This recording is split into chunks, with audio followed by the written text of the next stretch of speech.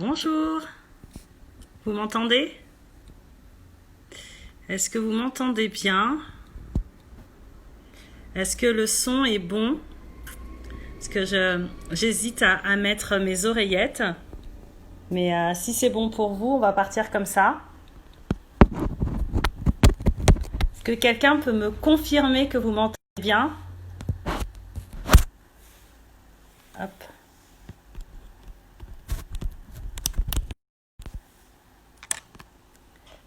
Ok, très bien.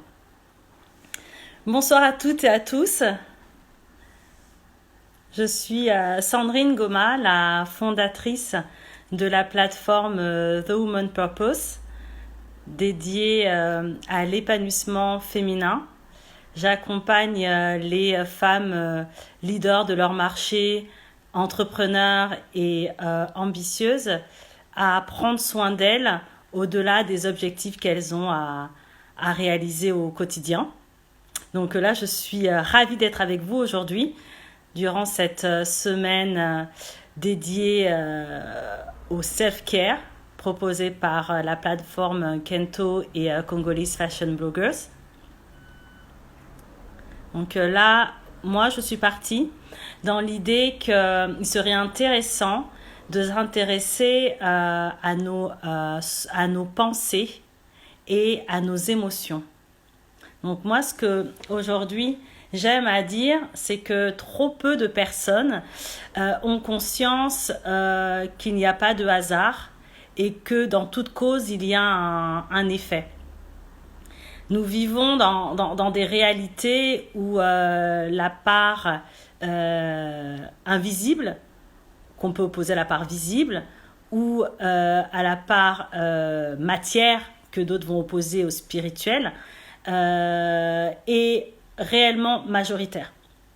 Et aujourd'hui, beaucoup d'entre nous vivons en récoltant des choses, mais en ne sachant pas que tout cela a pour origine nos pensées.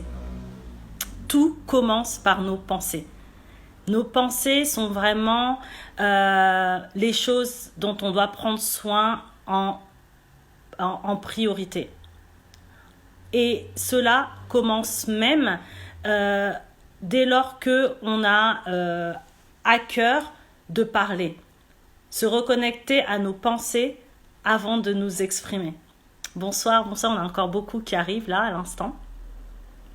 Et ce que moi, aujourd'hui, je voudrais savoir si au sein de l'audience, il y a des personnes qui ont des rituels, des routines, des habitudes pour observer ses propres pensées. Est-ce que c'est quelque chose qui a réellement fait partie de vos habitudes? Est-ce qu'il y a certaines personnes qui peuvent réagir à cela?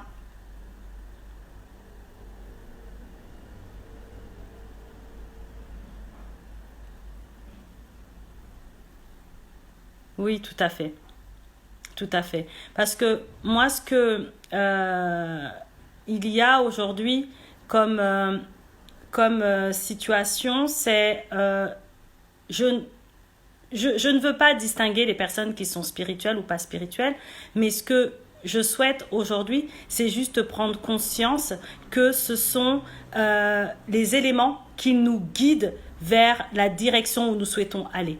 Donc, au-delà de vous dire est-ce qu'aujourd'hui vous le faites ou pas, moi j'aimerais beaucoup que ça soit une habitude que vous preniez. C'est-à-dire d'avoir avec vous un carnet sur lequel vous répertoriez toutes les pensées qui peuvent vous traverser mais qui vous surprennent. Et vous verrez à quel point certaines pensées ne vous appartiennent pas vraiment, mais à travers ces pensées, c'est ce que vous allez récolter. Parce que le fruit de la pensée, c'est l'émotion. C'est pour ça que dans le moment qu'on passe ensemble, j'ai mis pensée et émotion dans dans la même posture. Car l'un est la conséquence de l'autre. Celui qui a des pensées de joie va se sentir en gaieté. Dès lors qu'on commence à penser, à avoir des doutes, à l'intérieur même de votre corps, vous verrez, vous allez commencer à être angoissé. Et tout cela n'a pas de hasard. Mais on l'observe pas assez et on n'en est pas assez conscient. Très tôt, je me suis rendu compte que les lois qui nous régissent sont des lois qu'il faut que l'on connaisse. Et celle dont je suis en train de parler maintenant, c'est celle que l'on appelle la loi du cause à effet. Donc, la cause d'un sentiment de mal-être, c'est la pensée de doute, la pensée que nous ne sommes pas suffisamment bien, la pensée que nous ne pouvons pas arriver à quelque chose. Automatiquement, vous allez vous sentir fatigué, vous allez vous sentir frustré. C'est pour ça qu'il est très important de pouvoir réellement être conscient que vos pensées créent votre réalité. Que vous soyez entrepreneur, salarié, même aujourd'hui à la recherche d'un emploi, sachez que c'est votre mindset, parce que c'est vrai qu'on peut parler plus largement. C'est vrai que là, je parle de la pensée. On peut partir dans la dimension de l'esprit. On peut même parler du mindset. Donc, c'est ce qui va être le départ de toute chose. Donc, à un moment donné, pour pouvoir corriger quelque chose, il est bien de prendre le temps d'observer cette chose. Donc, pour ceux qui n'ont pas conscience ou qui n'ont pas encore cette pratique, vraiment, je vous conseille d'avoir un carnet sur lequel vous prenez le temps, même essayez très prochainement, dès demain, au réveil, vous commencez par noter ce qui vous traverse l'esprit. Ça peut être des fois des idées très positives et ça peut être parfois au contraire quelque chose qui vous ronge et qui vous empêche de passer à l'action. Donc là, c'était vraiment le message d'aujourd'hui. Soyez conscients que vous récoltez ce que vous semez et nous ne semons pas toujours des choses solides. Les pensées, ce sont des semences. Donc, ayez vraiment conscience de cela. Et par les pensées, nous arrivons à cette, on va dire, évolution de la pensée qui devient émotion. Et là, l'émotion, c'est ce qui va avoir du fruit dans votre vie. Une personne qui est joyeuse va attirer des choses beaucoup plus positives qu'une personne qui est souvent dans la tristesse ou angoissée. Et au sein de notre communauté d'afrodescendants, parce que je pense que là, majoritairement, nous sommes afrodescendants et je pense majoritairement également congolais, nous n'avons pas pris l'habitude d'avoir ce que je vais appeler une relation avec nos émotions. Une émotion, pour mettre tout le monde au même niveau, c'est quelque chose de naturel. En fait, c'est les émotions qui nous rendent humains. Et entre afrodescendants, nous avons tendance à vouloir nier nos émotions en mettant un couvercle ou en faisant semblant que tout va bien. Et au contraire, c'est là que les émotions peuvent commencer à nous ronger. J'aime vraiment que nous puissions pacifier, donc être en paix avec la notion d'émotion. La notion d'émotion, comme j'ai dit, c'est naturel. C'est pas dédié à une communauté en particulier, c'est dédié à tout être humain. Et c'est une habitude que j'aimerais également que nous puissions pacifier, c'est de dire que une émotion, on peut le percevoir comme un signal vert, rouge ou orange. Si on considère que l'amour, la joie, ce sont des émotions vertes, peut-être qu'on pourrait dire que la peur ou l'angoisse est une émotion orange. Mais si nous laissons ces émotions orange perdurer dans nos habitudes, ça rentre dans notre personnalité et nous pouvons devenir une personne colérique. Parce qu'une personne colérique, souvent, c'est une personne qui a nourri pendant longtemps des frustrations, des mal-être, et ça se transforme dans une émotion qui devient, elle, rouge. Mais ce n'est pas parce qu'elle est rouge qu'elle n'est pas non plus on va dire, respectable ou acceptable. Une émotion, c'est une indication que là, maintenant, on a un besoin et ce besoin, il n'est pas satisfait ou il est satisfait. Donc, une personne qui est en joie avait peut-être une attente et cette attente arrive lui parvient, il est en joie. Donc, l'émotion est la conséquence de ce qu'il vient d'avoir dans sa vie. Comme l'amour, mais comme la colère également, parce que peut-être qu'il y a eu une expérience qui l'a déçu, il y a une situation qui l'a révolté, et la réponse à cette situation, c'est la colère. C'est vrai que là, j'ai cité différentes émotions, et il y a des émotions qu'on assume plus et d'autres où on est plus mal à l'aise. Et c'est pour ça que je souhaite dans un second temps, pour ceux qui le souhaitent, faire quelques exercices de respiration pour vous donner des clés pour, comme on dit, tempérer les moments où nous sentons qu'une émotion comme la colère risque de nous porter préjudice. Car je disais tout à l'heure qu'une émotion, c'est ce qui nous rend humains, c'est certain. Et on ne peut pas condamner une personne qui exprime ses émotions. Mais comme toute chose, il y a un moment pour tout, et que surtout dans le monde professionnel, on peut perdre de la crédibilité si nous nous emportons à un moment où on attend de nous de la maîtrise de soi. Donc, en reprenant pas à pas, je reprends. Prenez vraiment soin de vos pensées. C'est à cet endroit que tout commence. Une personne qui nourrit des pensées positives aura toujours à cœur de faire du bien, à bien s'exprimer. Parce que lorsque l'on n'observe pas nos émotions, on ne sait pas ce qui s'y cache. Et par conséquent, ça va nous laisser monter parfois dans des émotions que l'on ne va pas assumer comme ou maîtriser, comme la colère. Et à ce moment-là, ça peut nous faire perdre des relations, de perdre même des opportunités, parce qu'il est vrai que dans notre société, nous ne pouvons difficilement accepter une personne qui n'a pas la maîtrise de soi. Donc, je dirais ne pas taire ses émotions, mais les gérer. Vivre avec, savoir comment pacifier sa relation avec ses émotions, pouvoir en parler aussi. Et je pense que la thématique de la santé mentale proposée cette semaine par Congolese Fashion Bloggers et Kendo Congo, c'est vraiment ça aussi. C'est de pouvoir dire je ne suis pas malade parce que je me sens dans un mal-être. Au contraire, l'intelligence, c'est celui qui... l'intelligence appartient à celui qui va vraiment prendre le courage d'aller demander de l'aide parce qu'il sent que trop régulièrement, il est en colère, trop régulièrement, il est triste, trop régulièrement, il se sent angoissé ou frustré. Parce que vraiment, je vous assure, des émotions qui ne sont pas bien traitées entraînent des maladies. Aujourd'hui, des personnes parmi nous ont des ulcères à l'estomac. C'est à cause des émotions que l'on ne veut pas formuler.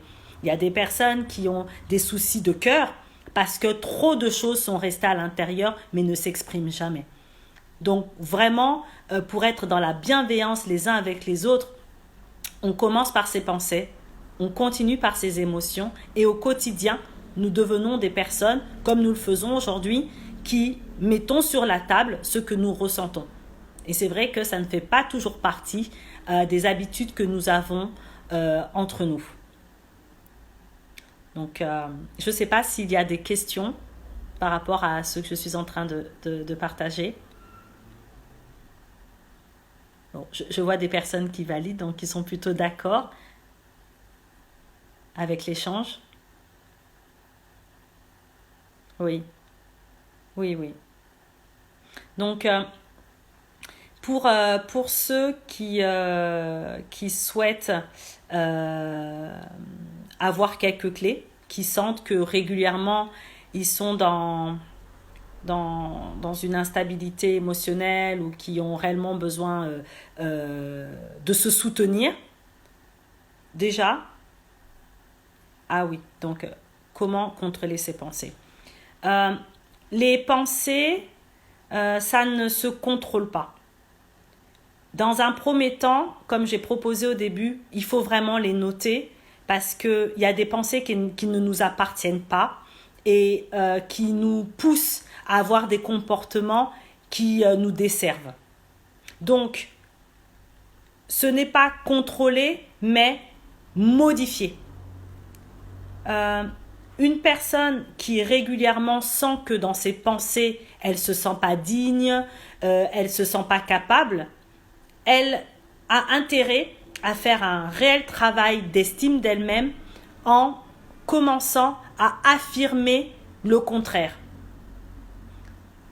L'exemple tout à l'heure que je parle d'estime de soi et de confiance en soi, une personne qui dit que je ne suis pas capable, l'idée c'est de pouvoir à ce moment-là dire je suis capable, je vais y arriver.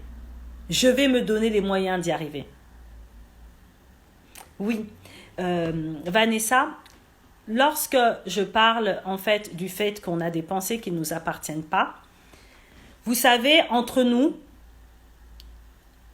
parfois, lorsqu'on a des conversations avec des personnes, on va s'influencer les uns les autres dans nos conversations.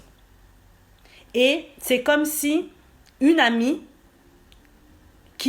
elle nous veut du bien, lorsqu'on va lui donner une conversation ou un secret, elle va nous donner son avis. Mais son avis va créer en nous, en fait, une croyance. Une croyance peut venir d'un proche, par exemple, et c'est ce que, je ne sais pas, vous avez déjà entendu, la notion de fausse croyance ou croyance limitante. Parfois, dans notre enfance, nous avons entendu nos parents parler. Ils parlaient des fois d'une seule situation. Peut-être nous étions à l'école et on avait raté un examen. Mais peut-être qu'à cette époque-là, on avait 7 ans, 8 ans et on avait raté un examen. Et cette phrase du papa ou de la maman en disant « mais toi vraiment », on va rien faire de toi dans la vie, il y a des personnes, jusqu'à aujourd'hui, 30, 40, 50 ans, ont gardé cette phrase et dès qu'ils ont un challenge, étrangement, cette pensée revient. Parce qu'elle a été tellement profonde dans ses pensées que, aujourd'hui encore, la personne est victime de cette pensée. C'est pour ça que pour les personnes qui ont conscience de cela, on parle de renouvellement d'intelligence. Le renouvellement d'intelligence, c'est cette capacité de passer à une nouvelle dimension dans sa vie par la foi, par l'aide des croyances que l'on a spirituelles, de dire « aujourd'hui, je ne me sens pas capable, mais par ma foi, je peux ». Et c'est cette dimension que je propose d'atteindre au niveau des pensées. Normalement, on ne peut pas laisser quelque chose de limitant dans notre esprit, car nous pouvons tout et nous sommes capables de tout. On nous a tout donné et nous sommes aujourd'hui des êtres capables. Donc, effectivement, lorsqu'on a cette grâce, parce que pour moi c'est une grâce de croire en Dieu et d'avoir Dieu qui nous accompagne, ben de lui demander de dire moi je ne comprends pas, à chaque fois que j'ai envie de quelque chose, j'ai cette phrase qui me sabote, j'ai cette pensée qui est limitante, qu'est-ce que c'est? Mais pour pouvoir dire cette phrase, il faut avoir remarqué cette pensée. Il ne faut pas vivre en surfant au quotidien sur des échecs et ne pas croire que ces échecs-là sont dus au hasard. Non, ça commence d'abord dans nos pensées. Vraiment. Regardez, à chaque fois qu'il y a un nouveau projet, il y a une nouvelle possibilité dans nos vies, certaines fois, on n'y croit pas. On ne se sent pas capable. À l'intérieur de nous, il y a cette émotion de « je ne suis pas digne, c'est pas fait pour moi, la chance c'est pour les autres ». Ça, c'est le jeu entre « j'ai d'abord ressenti cela, j'ai pensé ceci, je récolte cela ». Donc vraiment, je parlais de cette loi de cause à effet. C'est l'une des lois spirituelles les plus puissantes car nous ne semons pas que des choses solides, nous semons aussi par nos pensées. Donc vraiment, prenons soin de nos esprits en observant les pensées qui arrivent quand on veut faire de nouvelles choses dans nos vies. Je pense que j'ai été un peu plus loin, Vanessa, quand je parlais de pensées qui ne nous appartiennent pas. Je dirais vraiment ces pensées limitantes qui nous amènent à nous comporter de façon contraire à ce que l'on veut vraiment. Il y en a qui parlent de croyances limitantes, d'autres parlent de sabotage au niveau de l'esprit. Donc voilà cet aspect-là. Et ce que je voulais aussi insister, c'est que souvent, là tout à l'heure, on m'a demandé comment contrôler nos pensées. Souvent, il y en a qui disent aussi comment maîtriser nos émotions. J'ai envie de dire, tout cela, c'est vraiment une relation. On dit que nous sommes un. Vous croyez être un. Donc, toutes ces choses sont là pour se pacifier. Donc, en soi, lorsque l'on sent une émotion qui nous déstabilise, je propose déjà de se retirer. Donc, quand c'est possible, de ne pas se laisser emporter par la situation en tenant des propos, en se révoltant, etc. Mais déjà, s'arrêter. Si on peut s'éloigner du lieu où il y a le conflit, se retirer. Et tout à l'heure, je parlais de la respiration. Vous savez, j'ai plein d'anecdotes à donner, notamment concernant la magie qu'il y a dans la respiration. Si nous respirons tous les jours, sachez que c'est une grâce, mais c'est une grâce dont on ne se rend pas compte parce que nous le faisons naturellement. Comme tout un chacun, on respire. Alors que la respiration a une profonde sagesse, c'est qu'elle permet à notre paix intérieure de prendre la place. Lorsque on est dans des émotions où nous sommes dans un mal-être, le fait de pouvoir s'arrêter, de ne plus respirer comme là depuis tout à l'heure, nous parlons, je pense que les uns et les autres qui avaient rejoint la conversation, nous sommes en train de respirer. Mais nous le faisons automatiquement. Les bienfaits de la respiration commencent quand là, on s'arrête. Et je vous propose un exercice que l'on appelle la cohérence cardiaque. Ça a même été prouvé par énormément de neuroscientifiques. C'est-à-dire qu'à travers la respiration, ça permet à notre cerveau de se reprogrammer. Donc, lorsque on sent que l'on ne se sent pas bien, qu'on a du stress notamment, le fait de s'arrêter et de respirer en conscience. Donc, quand je dis en conscience, c'est je m'arrête et là, je me dis que je vais respirer. La cohérence cardiaque, elle commence à avoir son effet à partir de 3 minutes. En moyenne, nous mettons 5 minutes.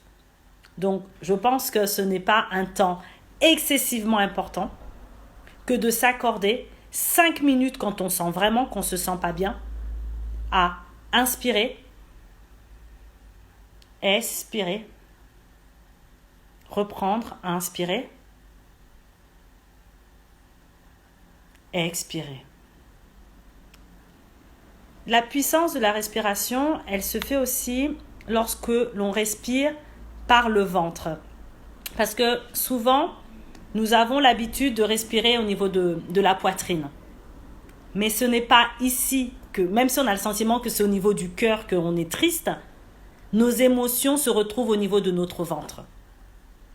C'est pour ça que, ça aussi c'est une autre anecdote, mais lorsqu'une personne a beaucoup d'angoisse, de mal-être, vous regarderez, elle prend beaucoup de ventre aussi. Donc le ventre, ce n'est pas qu'une mauvaise alimentation, c'est aussi une mauvaise gestion de nos émotions. Une personne qui se sent en surpoids aujourd'hui et qui souhaite perdre du poids, il y a aussi énormément de poids émotionnel.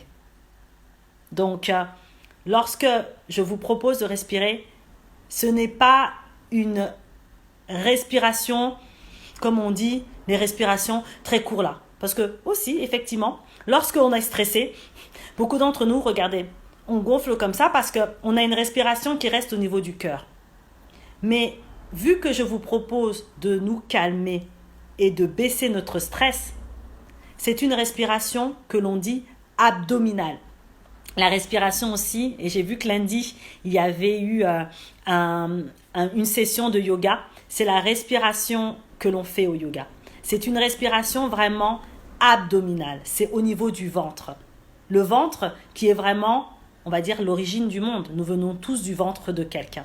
Donc à ce niveau-là, nous retrouvons la paix intérieure à travers de profondes respirations que là vraiment, lorsque vous respirez et que vous cherchez à ce que votre souffle descende vraiment jusqu'au ventre, vous sentirez la différence et de vous-même, vous verrez que vous allez vous calmer. C'est même une ordonnance, même là, si aujourd'hui je pouvais donner une ordonnance à chacun d'entre vous, c'est une routine que je vous recommande et que je vous donne en cadeau de pratiquer ne fût-ce que 2 fois par jour.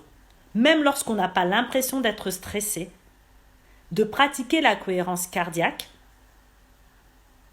au milieu de la matinée, au milieu de l'après-midi, vous vous rendez compte que 5 minutes le matin, 5 minutes l'après-midi, vous pouvez faire ça dans les transports, vous pouvez faire ça avant même de sortir de chez soi, ça vous apaise. Et pour les personnes qui ont peut-être envie aussi de progresser dans leur élocution, il faut savoir que c'est une pratique qui aide énormément pour pacifier l'articulation. Si autour de vous, il y a des personnes qui ont pu vous dire que vous êtes stressé ou que vous parlez vite, si vous vous mettez régulièrement à pratiquer la cohérence cardiaque, vous verrez, même au téléphone, votre souffle sera différent et vous serez encore plus apaisé. Est-ce que vous avez des questions ?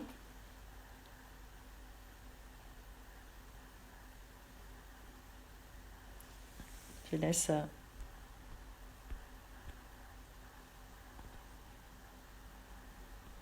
Oui. Ah, je vois une question là. Ah oui. Je disais que 3 minutes, c'est vraiment le minimum pour la cohérence cardiaque. Mais le bon rythme, c'est vraiment 5 minutes. La cohérence cardiaque, c'est une technique de respiration qui propose de plus longues respirations, inspirations et de plus longues expirations. Donc, on inspire par le nez, on expire par le ventre. On inspire par le nez, on expire par le ventre. C'est vraiment une respiration beaucoup plus longue, lente, beaucoup plus profonde et qui calme en fait le rythme cardiaque. Donc c'est recommandé par les neurosciences, c'est recommandé par toutes les pratiques pour baisser le stress et c'est vraiment, il y aurait d'autres techniques de respiration plus complexes, mais c'est celle-ci qui rassemble tout, des respirations profondes à travers des inspirations et des expirations plus longues, tout en passant vraiment par une respiration beaucoup plus ventrale et abdominale que l'on a l'habitude au niveau de la poitrine. Est-ce que c'était clair, Zig Ziglar ?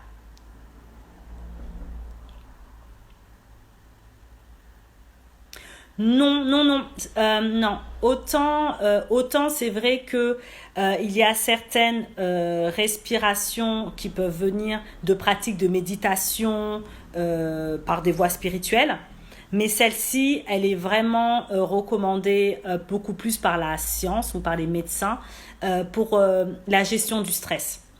C'est-à-dire que aujourd'hui, beaucoup d'entre nous avons des problématiques de gestion émotionnelle et la respiration est une voie d'apaisement et la cohérence cardiaque fait partie des techniques recommandées, les plus simples. C'est pour ça que ce que je disais, Nessa, j'ai d'autres pratiques, mais qui, elles, effectivement, seraient beaucoup plus proches ou proposées par des pratiquants de yoga, alors que la cohérence cardiaque, pas du tout.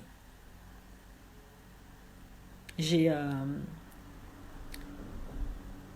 j'ai bien répondu, Nessa. Est-ce que c'est assez clair?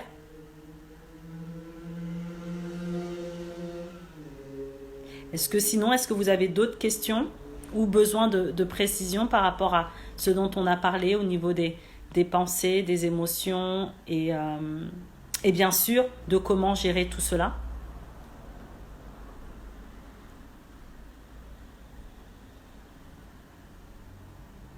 Non, mais c'est vrai que c'est super riche d'avoir ce moment d'échange ensemble parce que lorsque l'on parle de santé mentale entre nous, Africains, on a le sentiment que c'est des signes de faiblesse ou c'est quelque chose qui ne nous appartient pas, mais bien au contraire, nous avons des caractères forts et le fait de gérer ses émotions, ça ne remet pas en question nos caractères ou notre personnalité, bien au contraire, ça nous permet d'apparaître comme des personnes beaucoup plus assurées et bien dans leur peau plutôt que des gens très émotionnels qui se laissent emporter par la situation qui se présente ou les mauvais propos que quelqu'un peut avoir contre lui.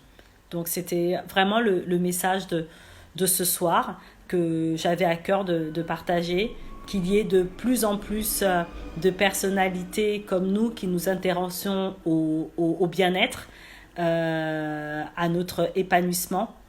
Et pourquoi les crises d'anxiété modifient la respiration? euh, Parce que l'anxiété, c'est une des émotions qui est vraiment liée à la tristesse. Aujourd'hui, lorsque on est triste, on a des pensées liées à... ça peut aller très loin, hein, selon l'angoisse de chacun. Certains peuvent penser à la mort. Et sur le coup, comme on le disait tout à l'heure, c'est une grâce de respirer. Respirer, ça nous a été donné en cadeau. Et pour beaucoup, on pense que c'est normal. Et dès lors que on a le sentiment d'être attaqué, mais si vous regardez bien, c'est une très bonne question parce que ça peut illustrer la puissance de la respiration, ben nous coupons notre respiration. Alors qu'on sait très bien que si nous décidons de ne plus respirer, ça veut dire que c'est la fin de notre vie. Si nous regardons l'électrocardiogramme d'une personne en fin de vie, se bat sur un corps qui bat et une respiration qui s'arrête. Donc, prendre soin de sa respiration et apprendre à mieux respirer, c'est l'indicateur de j'ai conscience que ce cadeau circule en moi naturellement. D'où le fait que si je ne me sens pas à l'aise, ben je commence à paniquer de façon très courte et là je m'arrête et là je me mets à bouger dans tous les sens parce qu'effectivement j'ai mon cœur qui se contracte et donc la respiration ne peut plus avoir lieu correctement. Donc elle devient beaucoup plus coupée.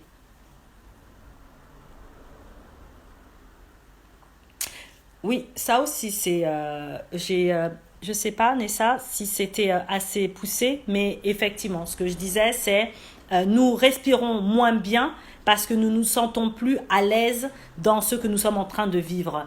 Et vu que la respiration, c'est un indicateur de vie, ben c'est la première chose que nous cessons de vivre naturellement, avec fluidité. Et laissons circuler comme cela. Et Vanessa, je dirais, plus on commence à observer ses pensées, et c'est ça qui est magique, plus on se rend compte à quel point on peut avoir des pensées négatives. On se dit, mais moi, pourtant, je suis quelqu'un d'optimiste, je suis quelqu'un de positif. Comment se fait-il que j'ai ces pensées-là? Mais les pensées, c'est les médias, c'est une conversation, c'est plein de choses. Donc déjà, en commençant à observer ces pensées, déjà, les écrire, ça nous permet de prendre conscience. Et ensuite, de les transformer, comme je disais tout à l'heure, par des affirmations. Donc, d'abord, je commence à observer mes pensées. Si je vois que j'en ai beaucoup de pensées négatives, je les transforme. Si quelqu'un nous dit que nous ne sommes pas dignes, on dit « je suis digne ». Lorsque quelqu'un considère que nous ne sommes pas suffisants, on m'a tout donné. C'est-à-dire que selon la foi que l'on a, on peut transformer une pensée négative par une affirmation. Pour ceux qui ont des pratiques spirituelles ou une religion, ils affirment avec leur verset. Et ils peuvent retourner une pensée négative en utilisant sa foi par un verset. Mais le fait de filtrer, plus on va observer nos pensées, mais Vanessa, plus à un moment donné, on va se dire, mais à chaque fois que je passe du temps avec telle personne, je reviens chez moi avec des pensées, avec des idées. Et on commence effectivement, non pas à filtrer ces pensées négatives, mais à filtrer ces relations. Parce que certaines pensées arrivent après avoir fréquenté certaines personnes. Au niveau, ça c'est pareil, merci Vanessa de parler du moment du coucher. S'il y a bien un moment pour faire, comme on dit, un scan de ses pensées, c'est avant de dormir. Parce que nous ne savons pas à quel point le moment du sommeil est vraiment le moment où, comme on dit, on se régénère. Donc on a ce temps-là de repos. Donc le fait de pouvoir nous-mêmes faire l'état de la journée qu'on vient de passer, le fait de regarder avec quel état d'esprit je vais au lit, c'est très important, notamment d'écrire avant de dormir ses pensées et en se réveillant le matin. Et ça aussi, ça peut nous permettre de voir quel genre de rêve on fait et qu'est-ce que quelqu'un qui s'est couché avec des bonnes pensées et qui se réveille avec des mauvaises pensées, on se rend compte que c'est pendant le sommeil que peut-être il y a des rêves qu'on fait actuellement qui peuvent nous déstabiliser. Ou à l'inverse, une personne qui peut-être se coucher avec des angoisses, se réveille le matin régénérée parce qu'elle avait l'intention de vraiment, lorsqu'elle a réécrit toutes ses pensées négatives, de se libérer et de se réveiller le matin beaucoup plus fortifiée dans ses pensées. Donc oui, vraiment, princesse, la puissance de la parole. C'est-à-dire que lorsque tout à l'heure on parlait de comment rejeter la pensée négative, c'est en déclarant, en affirmant une pensée et une parole positive.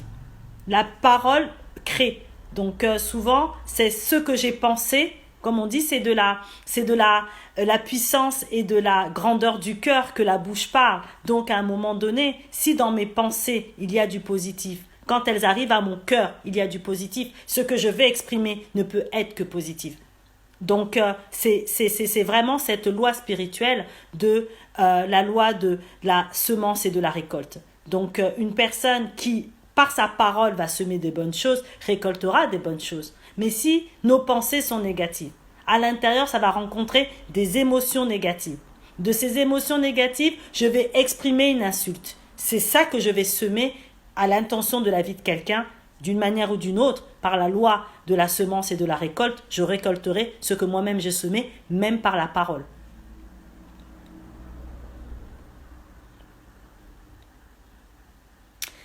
C'était plutôt à propos de ce qui se passe maintenant, la police, la brutalité, la pandémie.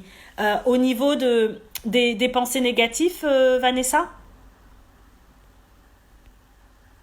Parce que là, c'était la question, filtrer les pensées négatives. Ben, c'est ce qui se passe actuellement, vraiment, si on peut s'arrêter un temps dessus.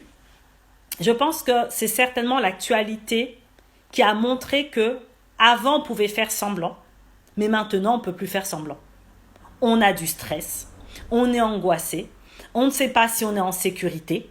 On se demande si c'est nous qui sommes fous parce que juste de prendre conscience qu'on n'est pas compris, ça nous révolte.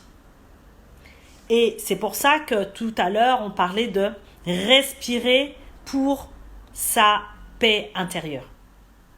On n'est pas utile au monde lorsque nous-mêmes, nous sommes des élans de colère, des élans de violence. Je ne dis pas qu'il faut accepter tout ce qui se passe, mais je pense que nous devons être des aides et des solutions. Et nous ne pouvons pas être des aides et des solutions dans la violence et dans la colère. Donc, aujourd'hui, beaucoup de personnes ont des propos à l'égard de la communauté noire, mais parce qu'ils ne nous connaissent pas. Les gens qui ont la grâce de nous rencontrer, beaucoup finissent par nous aimer et à comprendre qu'il y a quelque chose qui est plus proche de la jalousie et de l'envie que de la réalité sur les avis qu'il y a sur notre communauté. Mais ça, on ne pourra récolter ce type de réaction et de positionnement si nous sommes plutôt pacifistes, sommes capables d'être dans la maîtrise de nous-mêmes et d'expliquer les choses. Et vraiment, Vanessa, lorsque l'on sait qui l'on est et qu'on est capable d'expliquer à l'autre que c'est lui qui est dans l'ignorance, ben, on peut le faire dans la paix quand on est sûr de soi, lorsqu'on est dans la confiance en soi. Et vis-à-vis de la pandémie, je dis, prenons soin de nous à travers notamment des alimentations positives. Je ne sais pas si les filles sont déjà passées ou ça sera tout à l'heure. Il y a dans l'écosystème effectivement des personnes qui accompagnent aussi dans tout ce qui est immunité. Je ne rentrerai pas dans les détails, mais il faut savoir que la maladie, tout à l'heure je parlais de la loi de cause à effet, je sème, je récolte. Il y a aussi la loi spirituelle de la vibration. Je vibre, j'attire. En soi, une personne aujourd'hui, et la plupart des personnes qui sont décédées des suites du virus, c'est des personnes qui avaient un système immunitaire très très faible. Le système immunitaire se gère à plusieurs niveaux. Effectivement, la situation de stress, une personne qui a des faiblesses respiratoires ont été tout de suite des premières victimes. Pour ça que les signes de quelqu'un qui a le coronavirus, c'est une personne qui avait des insuffisances respiratoires. Donc tout à l'heure, je parlais de la puissance de la respiration.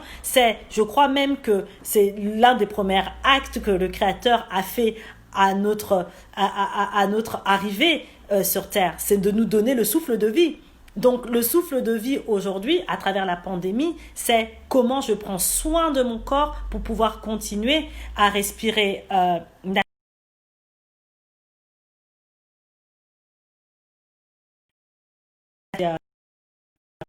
mince, il y a un problème de connexion, ça va mieux, je crois que je suis revenue.